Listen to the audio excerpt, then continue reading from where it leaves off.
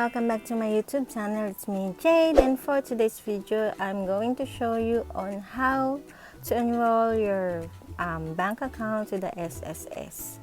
So let's start. First thing, you have to click that member button, and then you have to log in your username and your password. Click that I'm not a robot, and then submit.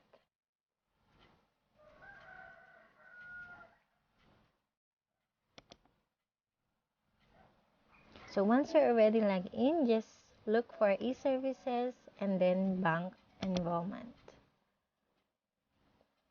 The next, you have to select your bank,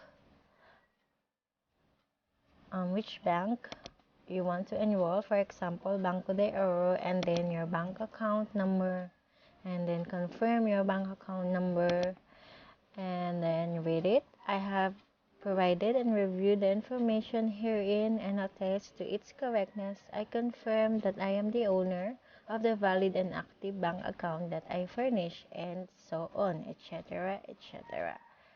Then, after you read it, just click I agree to the confirmation and click enroll bank account. I'm not going to click it like what I've said. I already did mine. So this is just an example. So check your email afterwards. Then you will receive like this one with a transaction number.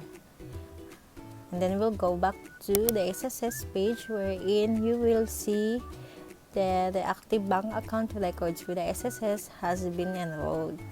So that's it.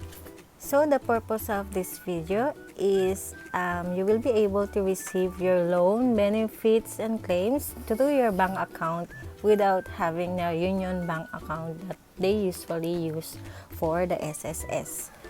So that's it for the video for today, and hope it helps. And please do not forget to hit like, share, and subscribe button, pati na rin ang inyong notification bell button para updated kayo once I upload a new video. Thank you for watching. Bye!